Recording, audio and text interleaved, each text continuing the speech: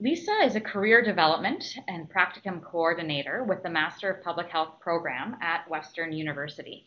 She has been with Western's MPH program since its inception in 2013. A large part of Lisa's role is coaching students through the process of finding a practicum placement that will meet their needs, goals, and priorities. Prior to her current position, Lisa worked as a career advisor at the Ivey Business School at Western and Pathways Skill Development in London. Lisa is a strong proponent of the benefits of work-integrated learning and the positive impact that work-integrated learning experiences can have on finding career-related employment. In addition to working full-time, she is completing her Master of Education degree in Adult Learning and Global Change part-time through the University of British Columbia. Frank Welsh is the Director of Policy for CPHA, where he is responsible for developing advocacy and policy alternatives on topics of public health importance. Current areas of activity include unstructured children's play, racism and public health, a public health approach to the legalization and regulation of cannabis, and Canada's public health systems. He manages and oversees CPHA's practicum students. Frank holds a Bachelor of Science in Agriculture from the University of Manitoba, master's and doctoral degrees in food science from Cornell University, and a diploma in business administration from the University of Ottawa. I'll now turn things over to Lisa, and I'll unmute microphone. Me okay? Yes, Lisa, thanks. Okay. Hi, everyone. Thanks for joining the and thank you very much to Emma and Frank for inviting me to join you. As Emma mentioned, this is an area that I'm very passionate about, work-integrated learning, with practicums being one of those opportunities. I sent Emma, do you have my questions for the poll? Hi, Lisa, yeah. Do you mind just saying a few words? Oh, can you hear me? Okay. Yes, raise your hand if you can hear Lisa, please. Okay. Are you able to hear me, Emma? Yeah, we're here. Okay. Yeah, thanks. I think it was, we resolved it. Thanks. Okay, I'm just going to turn my microphone volume up a little bit. Okay, can everybody hear me now? Is that better? Okay, thank you. All right, just a quick poll here, just so I can get a sense of who I'm speaking with. If you can just fill this out, 4 questions, and just let me know a bit about yourself.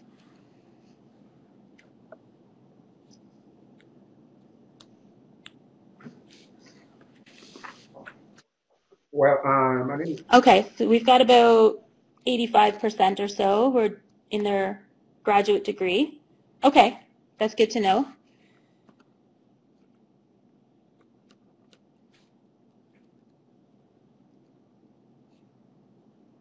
So just wondering where everybody is at with respect to your practicum placement.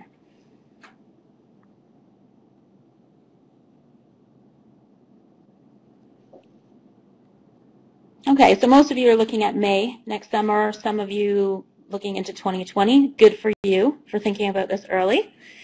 All right, next, where do you want to do your practicum placement?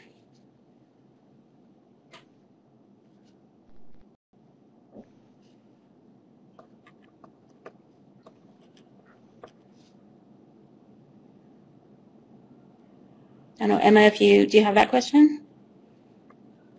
Okay. Yeah, sorry, we just... That's okay. There we go. Okay, there you go.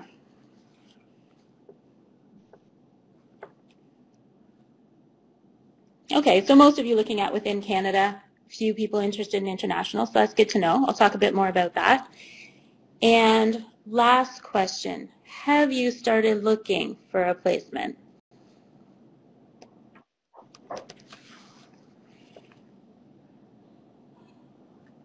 Okay, so we're at about 50-50. All right, that's good to know. Okay. Emma, am I able to change my slides? Or do you do that for me? Please go ahead. Okay, oh, there we go. Okay, I see it now. Perfect. Okay, one of the things that I want to talk about are goals, setting goals for your practicum. I know everybody has a goal to find a practicum, but I think it really helps to think about the goals that you want to achieve during your practicum placement, and this can help you focus with finding a placement. So the first thing that I talked, Emma, I don't know if everybody else can see this with a purple background. I see a white background. What are you seeing, Emma? I'm seeing purple. Are you? Okay. Can you see the whole first bullet point? Okay. Yeah. I cannot. All I can see is where it's highlighted in green, so we're going to go with it. I think I highlighted the keywords, so I think we'll be good. All right. Trying a new subject area. So is this something, maybe you want to look at something like maternal and child health, or maybe you haven't had any experience working with high-risk communities. I would encourage students to think about that, to think about what population do you want to work with, what type of subject area. I'd caution you against getting stuck in something you're really familiar with. Sometimes I have students come to me and they say, well, I've done a lot of work with children, and I think I'll just stick with that. I think I'll just, because it's what I'm comfortable with, it's what I know. Think about whether you want to try something different, and you might not. I mean, your goal might be to continue working with children, which is fine, but it's just something to consider. I'd say when you're thinking about that, don't necessarily think that you're going in a completely different direction, and not much in public health is completely mutually exclusive.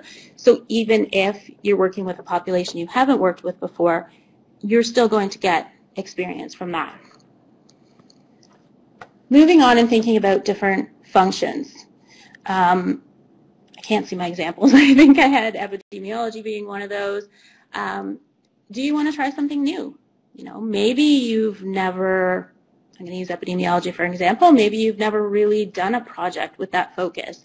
Challenge yourself. Maybe you want to build your resume. Even if you're not sure that's the career path you're going to take, a practicum is a good opportunity to learn new skills and to learn about different areas of public health.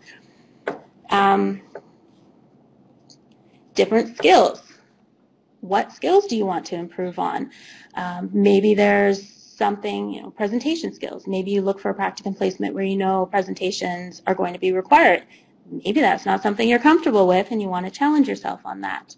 I had a student last year, I tend to meet with a lot of our students when they first come into our program in September, and I asked them, what are your interests? What subject area, what functions, which skills? And I had one student say, I really don't care where I go, I just want experience working on a systematic review. So she wasn't too fussy about subject. She just really wanted that particular experience. Some students consider networking. Do you want to go to an organization where you're going to have a good opportunity to network? CPHA being one of those. With a large membership, you might be interacting with different people. So that's something to think about as well. And I'm not saying that each of these areas are separate and apart. Obviously there's going to be some overlap, but just some things to start thinking about. Do you want a unique opportunity? Some of you have mentioned that you might be interested in an international practicum.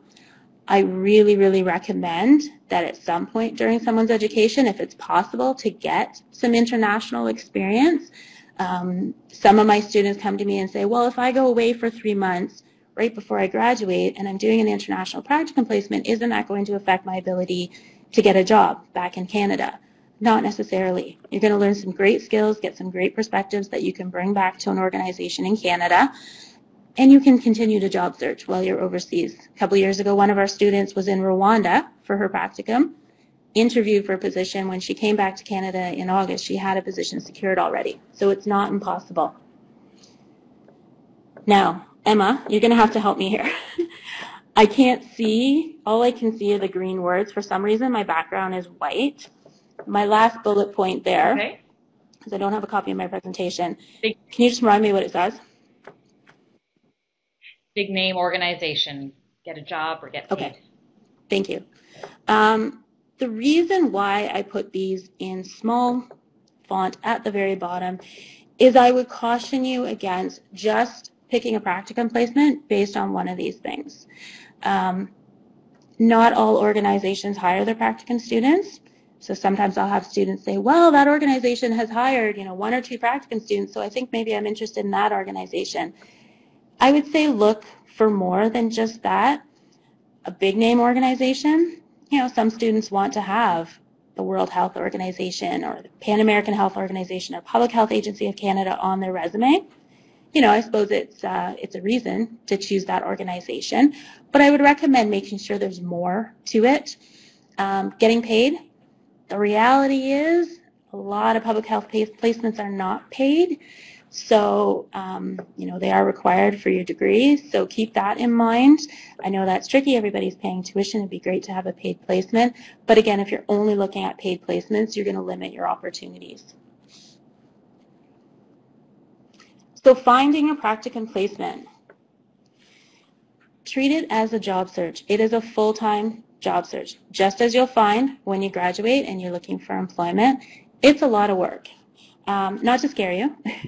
It's just to encourage you to start early, as some of you are doing, and to focus on your marketing materials, your cover letters, your resumes, making sure that you're putting good, strong applications out there. Look for job postings. In my experience, many of the practicum postings that I've found are on organization sites directly. I use Indeed quite a bit, helping our students find employment. And to be honest, occasionally I will see some on there, but most of them that I have seen are on organization websites. So keep that in mind. Start to do your research. Start to think about what organizations you might be interested in doing a practicum placement with, and get on their websites. Keep looking at their websites. I can tell you that for those of you looking for summer placements next summer, probably December into January, February, March is when the postings are going to go up. General internship applications. Look at, again, do your research. Which organizations are you interested in? Do they have a general application process? I mean, one of the ones that always stands out in my mind is the World Health Organization. They do have a general application process. Find out about these, pay attention to dates, and make sure you're submitting your application within those dates. Contact organizations directly. Don't be afraid to do this. Reach out to them. I do that often with our students, and you'd be amazed at the interest that people have in potentially having a practicum student, especially if they don't have to pay you. Some organizations have never had a Master of Public Health student, so make sure you're prepared to educate them a little bit about your program, about what you're capable of. Make sure you do some research and understand their organization. When I contact organizations, I try to get a sense of what their needs are, what they're working on currently, and then I try to match that with what our students are capable of doing. One thing I would not want to say caution you, but just keep in mind, if you contact the general HR department, you're probably not going to get very far. So I would recommend doing some research. LinkedIn is great for that. If you don't already have a LinkedIn profile, I highly recommend putting one together. Just a little side note. LinkedIn is great for identifying people within the organization that you could contact. And I would recommend find somebody, like Frank, for example, who would be your potential supervisor, and reach out to that person directly. If you can't find an email address, you could reach out through LinkedIn, but I'd recommend doing some Google digging and try to find an email address for a particular person, and then reach out to them and engage them in a conversation. Ask if you can do an information meeting. If some of these things are a little bit foreign to you, you may want to connect with your career advisor at your school. But reach out to these people and talk to them directly. You never know what might turn up. Network. Tell everybody that you know that you're looking for a public health practicum placement. One of the things when I teach our students here is I feel like I say it over and over. You never know. You just never know. One of my students, I did a mock interview with her this morning, and she said, once I got this interview, I realized or I learned that my roommate's friend has the exact same job in a different city.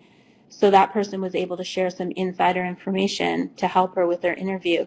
And that was only because she was telling her roommate what was happening.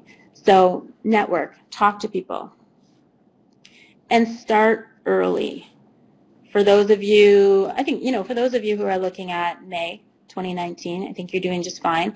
For those of you who are looking in January 2019, you've still got some time. Definitely, I'd recommend getting on the different websites and seeing what job postings are out there. again, going back to treating it like a job search and making yourself competitive is having a good, strong cover letter, resume, and being able to talk about yourself in an interview. And enlist the help of your, again, I can't see what I'm doing here.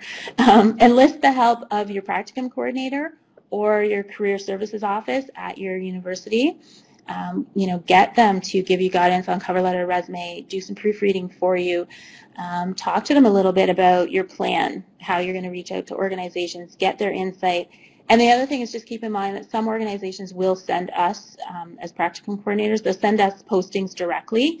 So just make sure you're aware of that, talking to your practicum coordinator, finding out where he or she, where they're putting those postings, so you have access to them as well. Okay, Emma, you're going to have to tell me, are all my bullet points there? Okay. Yes. All right. So I can't see my bullet points. So I'm just going to talk from memory. I don't know what's happened with but I'm seeing a white background, so anything I've written in white is not visible. During your practicum placement, I think just generally treat it as a job. It's a 12-week or 16-week placement, but get in there, impress, offer to take on new tasks, get involved, go to the potluck lunch, bring in your meatballs with your sweet and sour sauce, which is my go-to. Participate in as much as you can. Talk to people, get to know people, ask to attend meetings or events. I would caution you that you will not always be able to attend certain meetings. There are confidentiality issues that sometimes students are not invited, so don't take it personally if you're told you can't attend something. There's probably a reason behind it. Just learn about the organization. So get involved as much as you can. You may or may not get a job out of your practicum placement, but you definitely want to get a good review. You definitely want to get good references, and you want to learn something. What if you hate your practicum? What if you weren't able to get your first choice practicum, feel like you had to settle for something? What if you get in there and you think, oh my goodness, I hate epidemiology. I don't want to do this for the next 12 weeks. Do your best to push through, to take every opportunity to learn as much as you can, even if you're really kind of struggling over the term of your practicum, and just take it for all that it's worth, because you are definitely going to learn something that you're going to be able to take on into your career. And I think that's it. So I'm happy to take questions either now or at the end of the presentation. We'll let Emma decide. Thank you so much, Lisa. Yeah, we do have some time for a few questions of clarification now. So I'll let people start typing those in the comment box, in the chat box. I think it was really, it's funny that you brought up a potluck example, Lisa, actually, because I recently read a blog post about potlucks and networking, and a lot of people actually get a bit anxious about signing up for a potluck and they don't know what to bring. So this blog was about ways that you can contribute to a potluck without having to cook anything. You could bring drinks, you could bring dishes, you could offer to help set up or clean up. So just a few suggestions to put out there in case anyone else shares those anxieties. We have a question now I see from Catherine. She's wondering, what is Indeed as a place? Oh, yeah. You mentioned Indeed. Yeah, it's a place to look. Yeah, Indeed is a job searching website, so it's www.indeed.ca. I use it a lot for helping the students find jobs. One of my tasks here, which typically is done on Monday mornings and Friday afternoons, is I kind of scour the internet and I repost jobs for our students and our alumni, and I find a lot of stuff on Indeed. So even though you may not find a lot of practicum stuff, keep it in the back of your mind when you're job searching, throwing in search terms like public health, health promotion, health policy, epidemiology, different whatever you're interested in, can turn up some good job postings. So just a job search website to keep in mind. Advice for non-Canadian citizen students looking for, so permanent resident.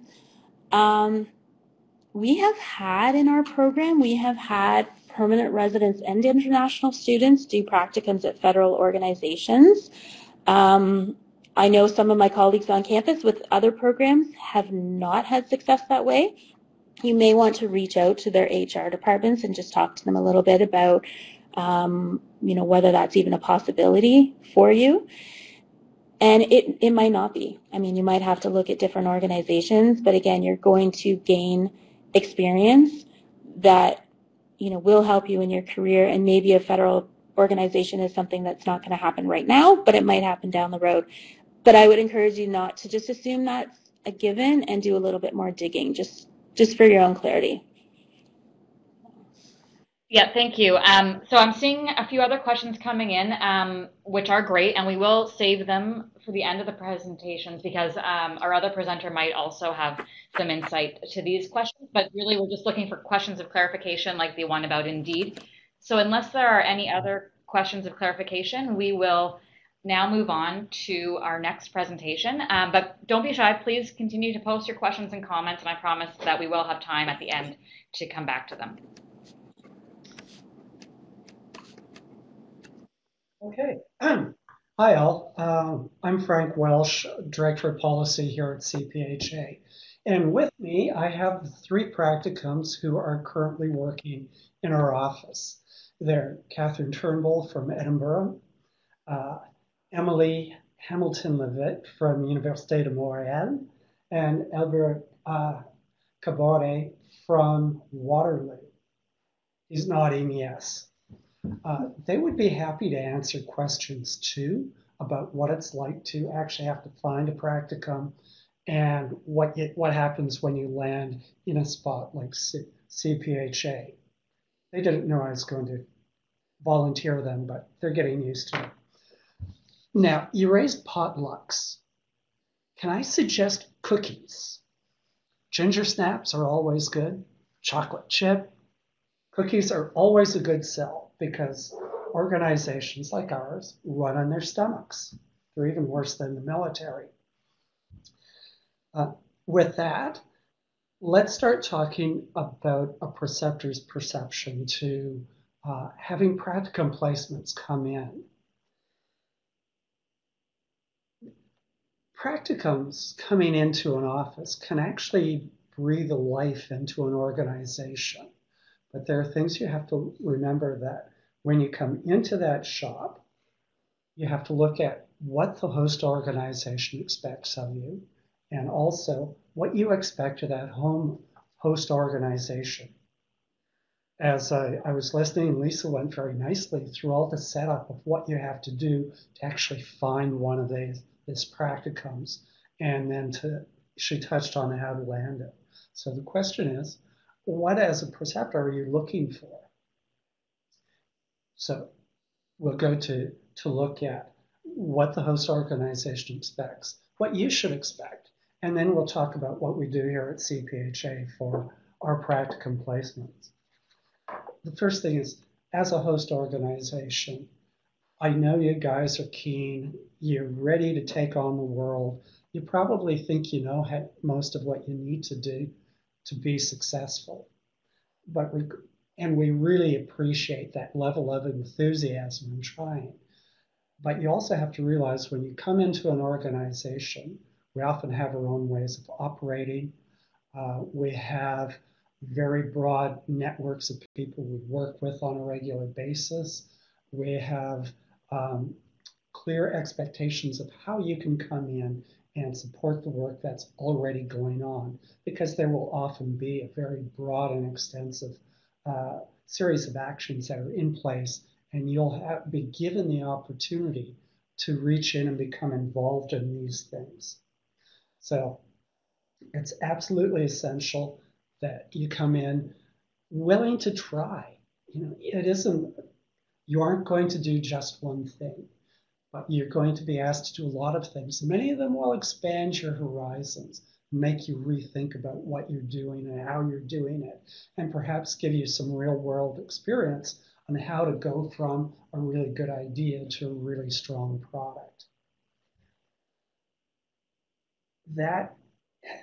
With that, you should also look at being enthusiastic. When you come into an organization, you're probably coming into people who have been around for a while. Your enthusiasm will bring enthusiasm to them and help them become better at what they do, as well as being expanding that capacity, their willingness to share their capacity and experience with you. That ticks on to when you come in, don't assume you know everything. Please talk to us. Don't be afraid of us. We aren't the guys hiding in the office or in the cubicles. What we want you to do is come to us and talk about what you're doing, what you expect to do, so we can have a conversation.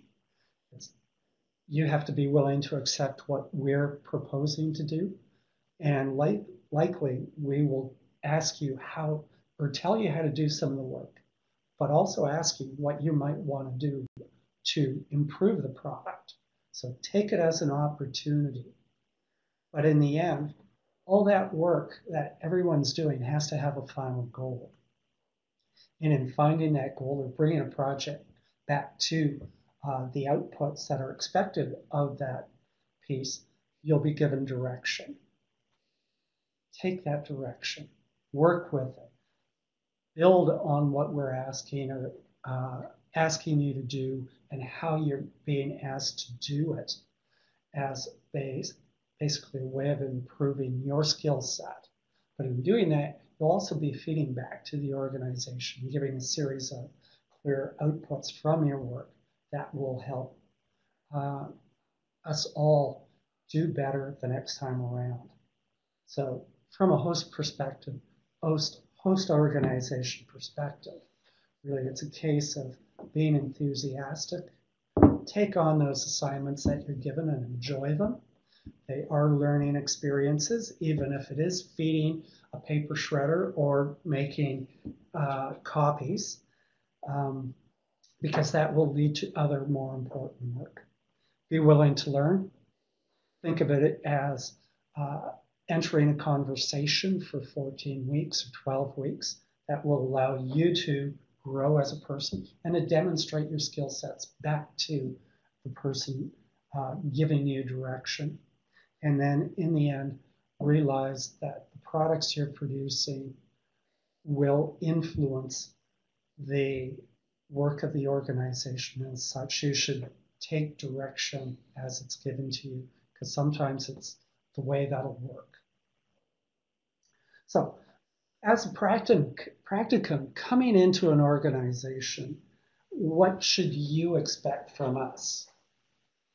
That's a really good question, because I know there are some organizations where you come in as a practicum, you get slotted in at the bottom of the ladder, and are given all the bad jobs. I was going to use a different word.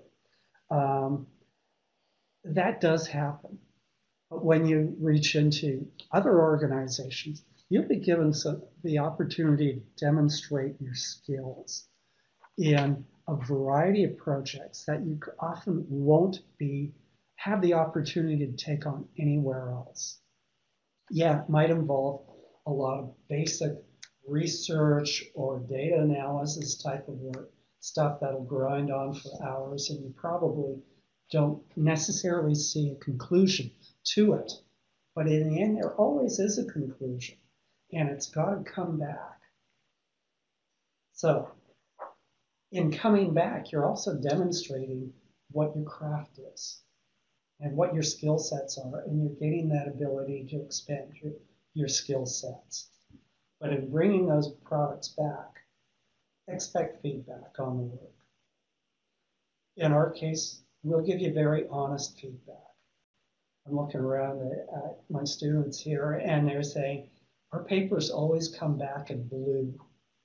And that's because I'm giving them the feedback to take their work from what you would develop as a student and make it into a professional piece of work that's designed to influence a specific audience. So in doing that, note that feedback is given to you so that you can enhance the way you work and be more successful when you enter your professions.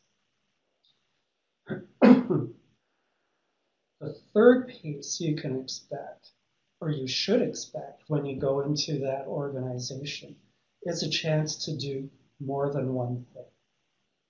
That one thing may be important to the organization, but if they aren't giving you more diverse work, be afraid to ask for it, because you're there to learn how to work in a professional environment. And in undertaking that type of work, you're going to be naturally expanding your horizons.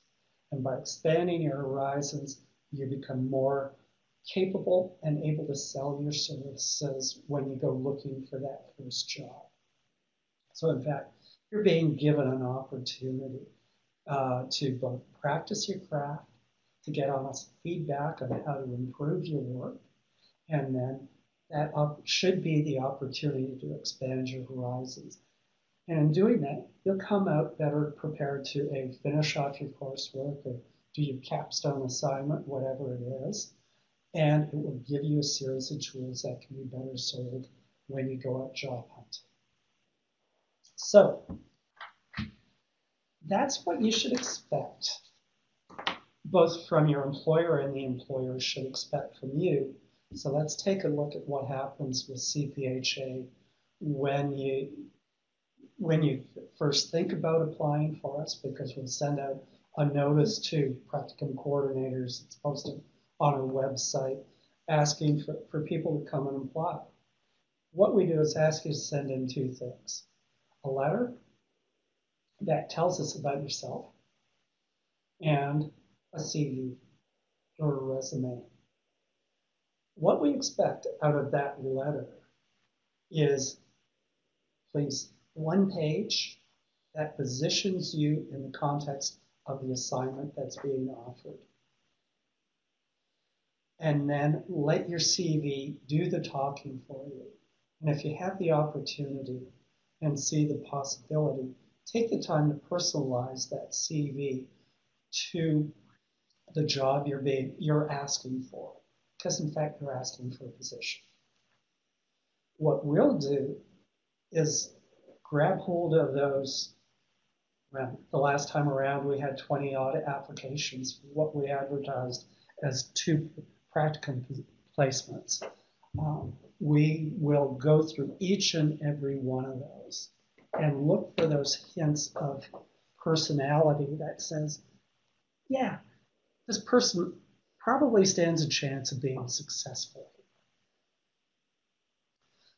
And the way we trigger on that is how you present yourself in your letter, but also how you target what we've said in that job placement into your CV.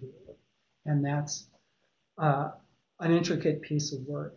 If you're lucky and get through the first culling of the CVs, we'll also ask you to attend a telephone interview. It'll be about 15 minutes. We'll tell you about our organization, and we'll ask you a series of questions to demonstrate a knowledge or a series of skill sets. Some of them will be related to the work, others won't be, but they'll all be related to the job. And then we'll ask you what questions you have.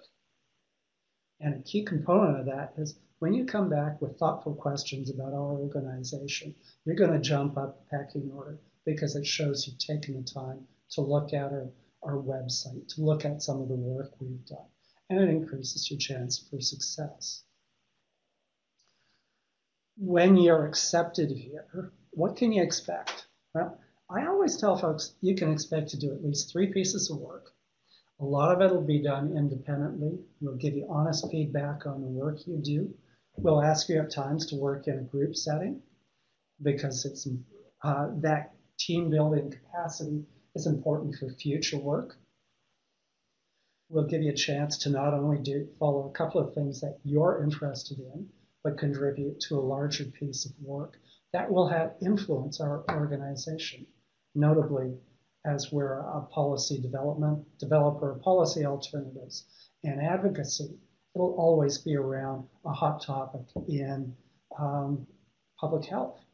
And those will range from cannabis to kids' play to public health and health system renewal, depending on where we are in our evaluation or our policy process. And doing all of that, we're going to be coaching you on your research skills and how to bridge beyond simply public health research into the broader social and financial and economic development pieces that are essential for making public health cases. And we'll be coaching you on how to present and write materials so that you can be more successful in the future.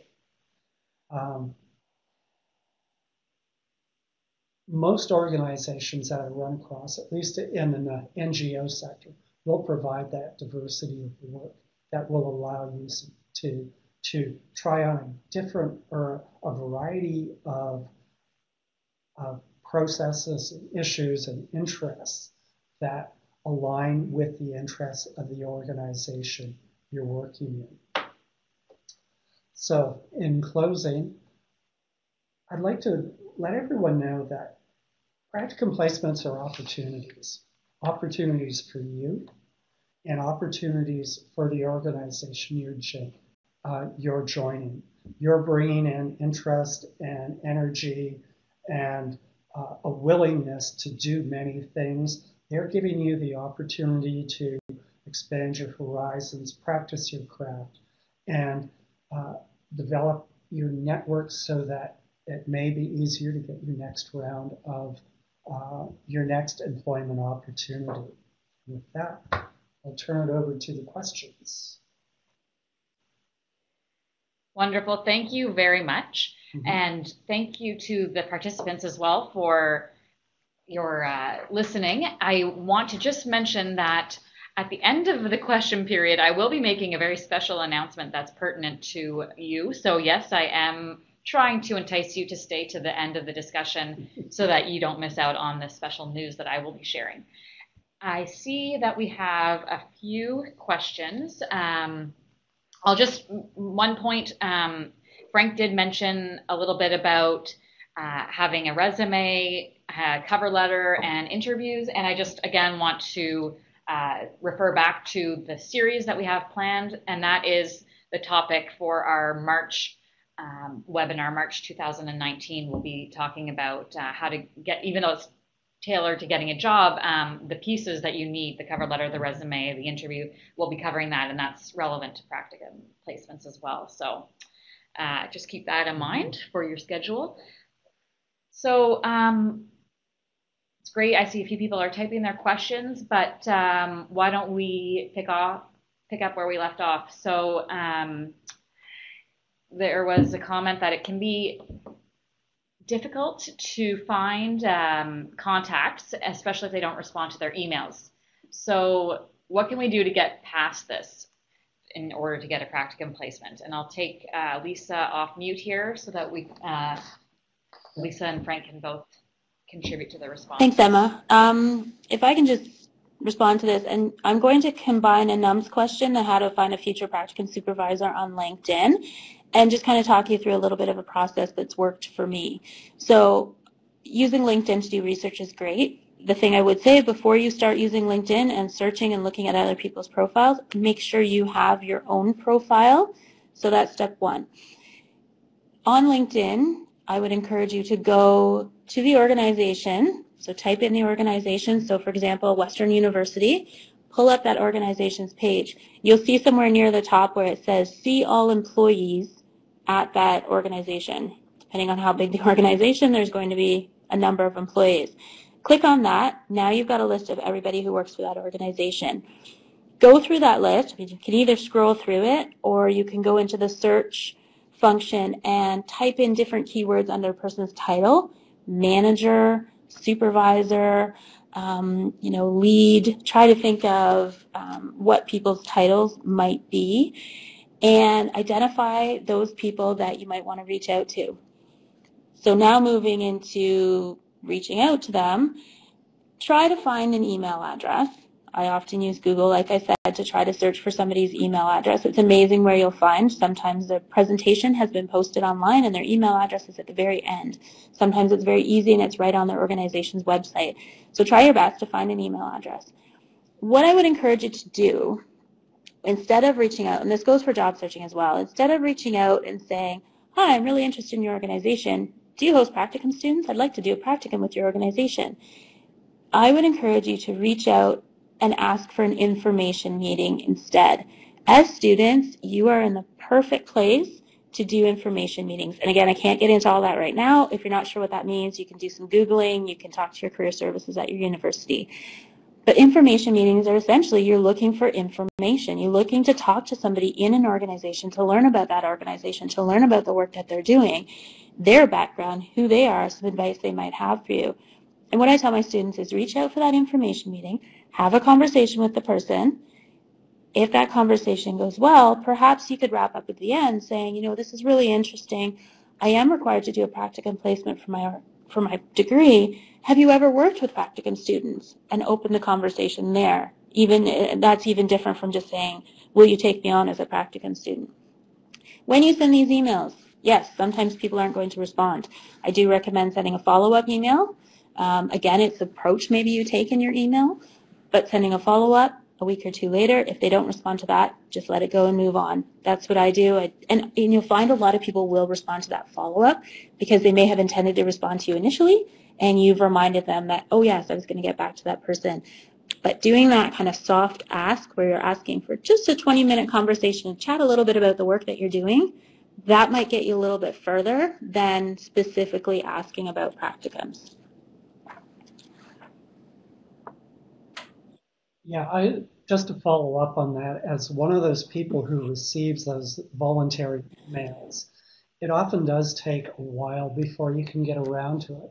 And that's simply because of the volume of email traffic we all receive.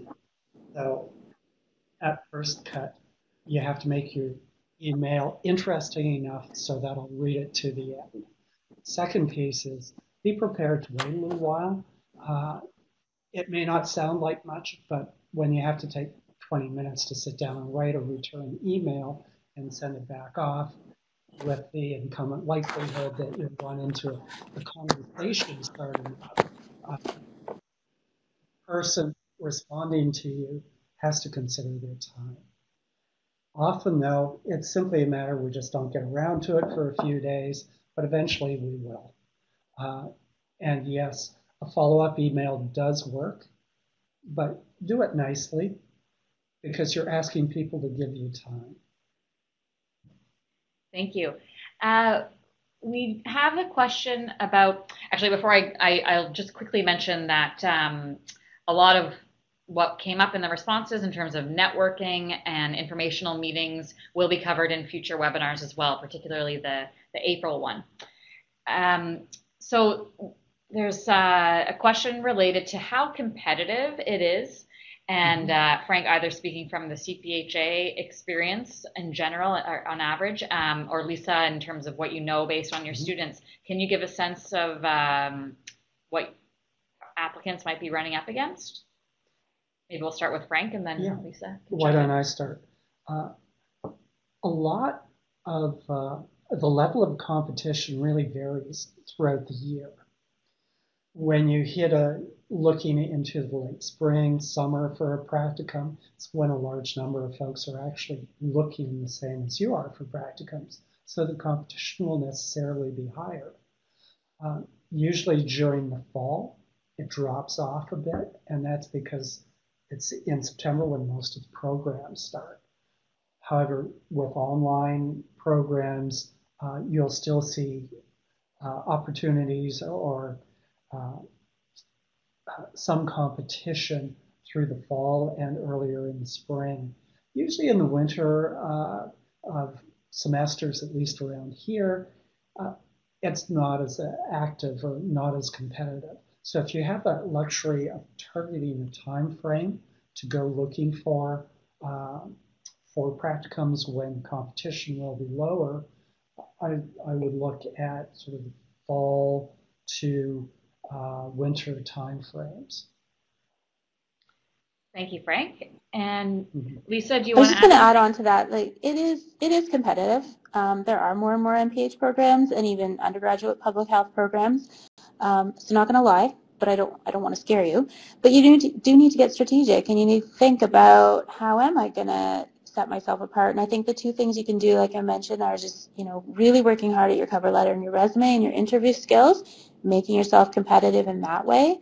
as well as trying to create your own opportunities through that outreach directly to organizations. I think those are, in addition to looking for postings and applying to postings, I think those are two of the things that you can help to make yourself more competitive. Great, thanks. I'm going to jump to the question from Kristen, and then we'll come back to Anum just to give everyone a chance who hasn't already posed a question. So this question is related to undergraduate students versus graduate students. So as an undergraduate student, are there any differences in terms of how to apply for a practicum? And from the organization's perspective, are there any do you prefer to hire masters versus undergrads? Do you reserve spots for undergrads or not? Lisa, do you want to kick off? Sure. I'd say the process is no different. I would say do the same thing. And, where it's the difference between, you applying for some placements as an undergrad and some master's level students applying for placements, if you can, like Frank talked about with cover letter and resume, if you can really spell out your worth and your interest and really connect with that organization better than a master's level student can, you may be the preferred candidate. Frank can speak more to hiring one over the other, but I think the process would be the same, and, just making yourself competitive. Yeah, we've hired both. The bulk of our people coming across as practicum placements are MPH students.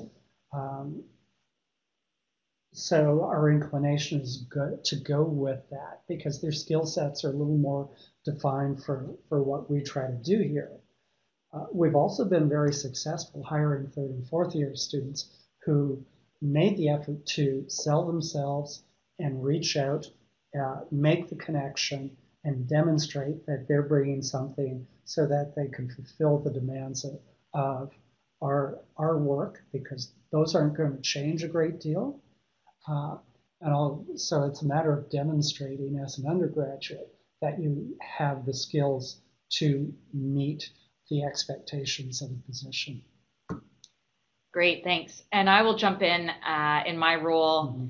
I get approached all the time by people who are interested in volunteering with the association. So I'll just say that's one additional option to try and make yourself familiar with different organizations through volunteering, and then down the road, if you're looking for a practicum placement, at least you have that volunteer experience as well. So certainly there's lots of ways to get involved with organizations through volunteerism. I don't see any more questions, except for, so I'll go back to one from someone who's already asked one, but and it might just be semantics now in this day and age, but is there a difference between or a preference to a CV versus a resume? I think that's a semantics question. In both documents, you're positioning yourself so that you can demonstrate your capacity to take on a position. Whether we call them curricula vitae, which is the more academic term, versus a resume, the intent of both is the same in my mind. Okay, I'll unmute Lisa in case you have any. I just wanted to throw out there that, like Frank mentioned, the CV is more academic, the resume is more targeted to professional positions. I do find when I'm working with international students, there seems to be confusion because often other countries refer to a resume as a CV. So the CV is actually, that they're referring to, is actually a professional document for professional applications. So it is quite confusing, but I think for any of these types of positions, it's more that resume or document that's targeted to professional workplace positions versus academic. So hopefully that answers your question. And again, that will be covered in the applying for a job in public health webinar in March. And the material, we held that webinar actually in our series, the 2016-17 series, and the slides and recording are available. So you please feel free to refer to that. So I think I've left everyone in suspense long enough, and thank you for staying with us. This has not even been posted on our website, so I'm very pleased to let you all know that we've extended the deadline for winter 2019 practicum position here at CPHA. The deadline is November 12th, so we are looking to take on at least one student to help us with policy-related positions and documents. Some of the activities you could be working on could include literature reviews, drafting position papers and briefing notes, writing for our blog on policy, and as well as supporting the logistics and needs of our policy activities. So please send in your applications for that.